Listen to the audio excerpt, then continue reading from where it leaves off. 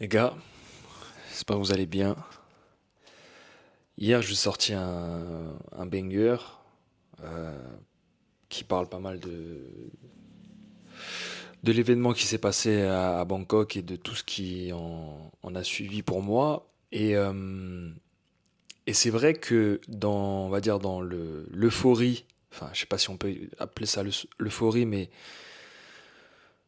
l'adrénaline, le mélange de tout ce qui s'est passé dans les 24 heures qui suivaient, bah, je vous disais que ça m'avait donné un boost de motivation. Mais je crois qu'il y a une expression qui dit après la fête, la gueule de bois, c'est ça. Et le lendemain, du coup, hier et aujourd'hui, il y a eu une grosse redescente, tu vois. Et une énorme baisse de motivation. J'ai du mal à me remettre au travail comme d'habitude. La chambre dans laquelle je suis, il n'y a pas de fenêtre. Bon, ça va, c'est une très bonne chambre, hein, je vais pas me plaindre, mais elle n'est pas aussi agréable que celle que j'ai eue avant pour travailler. Et j'ai du mal à me remettre dedans, j'ai du mal à bosser comme si de rien n'était, quoi. Et avec tous les questionnements que j'ai eus, tu sais, tu essayes de retrouver un sens à ta vie, tu te dis, mais ce que je fais, c'est bien, à quoi ça sert et tout ça. Et c'est fou parce que toutes les. C'est là que je me rends compte que je vous dis pas n'importe quoi dans mes vidéos pour le coup. Je vous dis vraiment pas n'importe quoi. Et tout cet aspect mindset que je vous dis, à chaque fois que je vous parle d'un truc, les gars, je vous parle de résilience.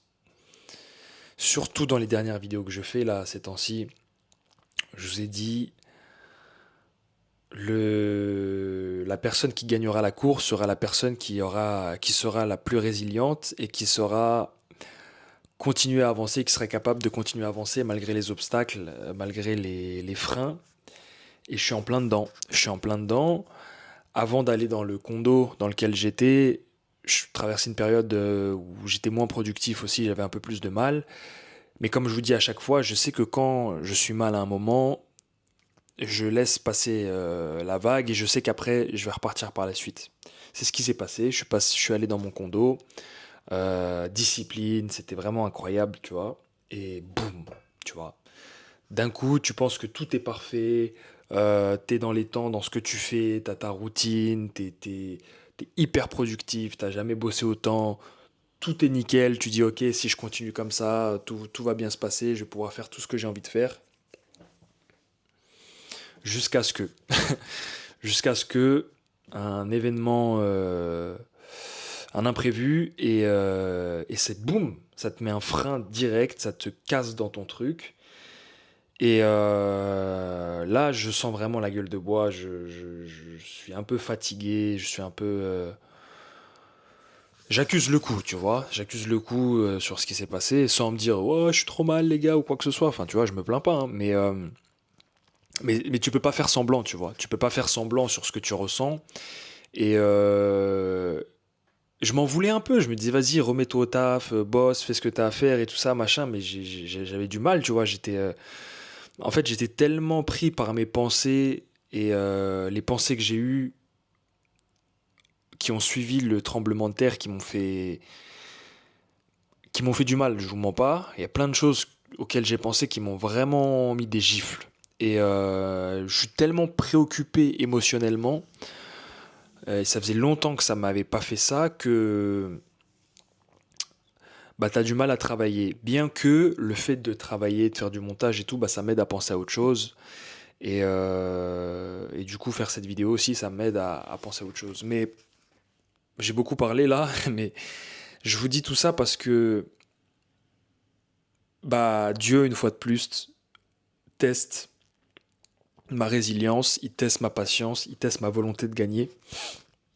Le dernier TikTok que je viens de voir avant de vous faire cette vidéo, c'est God made you lose to see if you will try to win. Je crois que c'est mal dit comme ça en anglais. If you will try. Ouais, if you. Ouais, ok.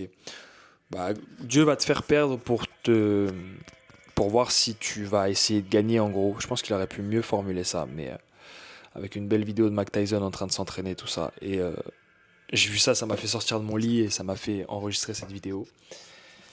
Mais c'est dans ce genre de moment de la vie que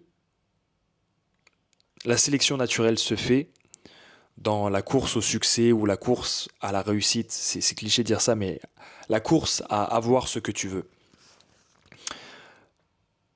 Petit à petit, en fonction des événements que tu vas avoir et des obstacles, et ben à chaque fois, il y a des gens qui vont s'arrêter à tel obstacle. Et puis au suivant, il y a des gens qui vont s'arrêter à cet obstacle. Et c'est là que l'épuration se fait. Et on aura tous des obstacles différents. Peut-être qu'on en aura des communs en fonction de ce qui se passe, quoi. Mais euh, c'est comme si on était tous sur la ligne de départ et que, comme je vous dis, chacun va avoir des obstacles différents. Certains obstacles seront communs. Et à la fin de cette course, peut-être que certaines personnes auront eu 10 obstacles, d'autres 15, d'autres 2, d'autres 100. Mais, eh ben, plus il y aura d'obstacles à passer, plus tu verras qu'il y aura de moins en moins de monde et ceux qui réussiront seront ceux qui auront réussi à franchir le plus d'obstacles. C'était peut-être pas la meilleure manière de raconter ça. Je suis un peu dans le gaz, je vous mens pas. Mais je prends ça comme un challenge, encore une fois. Je prends ça comme un défi. Il n'y a pas d'autre manière de le voir, de toute façon. Sinon, j'abandonne. Tu vois, sinon j'abandonne et abandonner, c'est pas dans mes plans. Je vous ai dit, de toute façon, je sais ce que je veux dans la vie, je sais ce que je dois faire et je m'arrêterai jamais et je préfère mourir que d'abandonner. Et c'est pas des grandes phrases, c'est juste que autant mourir que d'abandonner parce que si j'abandonne, qu'est-ce que je vais faire? Je vais être là, je vais te poser, je vais attendre. Autant mourir, tu vois ce que je veux dire? Je vais me faire chier si j'abandonne. Je vais juste arrêter de vivre en réalité. Donc autant mourir, comme je vous dis. Donc j'ai pas le choix que de repartir. Euh, il faut digérer ces défaites, il faut digérer ces échecs. Parfois, ça se fait en quelques secondes, parfois ça prend plusieurs jours, parfois plusieurs semaines. Mais je laisse toutes les pensées qui passent à travers ma tête venir. Je J'essaye plus de contrer quoi que ce soit, tu vois. Quand je me dis que je me sens mal, je me dis ok, j'accepte le fait de me sentir mal et ça me fait me sentir mieux quelque part. Et, et voilà, c'est comme ça que je vois les choses, mais sacré épisode les gars, sacré épisode. Euh, je sais pas quels obstacles vous avez à franchir aujourd'hui, mais soyez résilient. Et j'ai eu un pote à moi hier au téléphone, ça m'a fait trop plaisir parce que comme je vous disais dans le banger, j'ai pas eu tant de messages que ça, de proches. Et quand il m'a appelé, franchement, c'est un bonheur qui a pas de prix, tu vois. On a parlé pendant longtemps, on se remémorait plein de choses. En plus, ce projet-là va avoir un événement très, très spécial bientôt. Donc,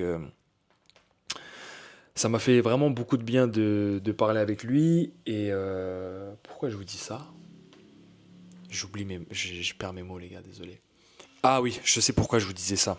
Du coup, ce qui me disait au téléphone, je lui ai expliqué la situation et c'est un de mes frères. C'est un de mes frères de cœur avec qui j'ai grandi et on est connecté depuis qu'on se connaît. Tu sais, c'est le genre de personne avec qui t'as pas besoin de parler pour discuter, en réalité. T'as pas besoin de sortir des mots de ta bouche pour qu'il y ait une communication qui se fasse. Et souvent, on disait même, depuis qu'on se connaît, on va dire exactement le même truc au même moment, enfin bref. Et tout le débrief que j'ai fait de l'événement par rapport à la manière dont j'ai réagi, par rapport à plein de choses, c'est ce qu'il me disait hier. Il m'a dit, mais tu sais, tout le sport que tu as fait, tous les événements que tu as eu dans ta vie, tous les combats et tout ça, c'est ça qui t'a aidé à gérer la situation comme tu l'as fait et tout ça. Et j'étais 100% d'accord parce que c'est exactement le constat que je me faisais aussi. Tous ces exercices de changer ma mentalité, d'avoir une discipline, de me forcer à aller au sport, de faire des combats, de gérer mon stress, de gérer mes émotions, de développer un leadership, de plein de choses. C'est ça qui m'aide à à gérer la situation aujourd'hui et qui m'a aidé à gérer la situation quand ça a eu lieu. Et je peux que vous encourager à vous fortifier mentalement en faisant du sport, en, en affrontant vos peurs, en, en devenant un leader quelque part. Le leader de votre propre vie déjà, le leader de votre personne, et ça passe par la discipline. C'est pour ça qu'on parle de rétention séminale. C'est apprendre à se maîtriser sur ça. On parlait d'énergie sexuelle. C'est apprendre à maîtriser son énergie sexuelle et ses pulsions. Et imaginez si j'étais... Imaginez si pendant le tremblement de terre, j'étais en train de... Tu vois. Enfin, je veux dire, c'est...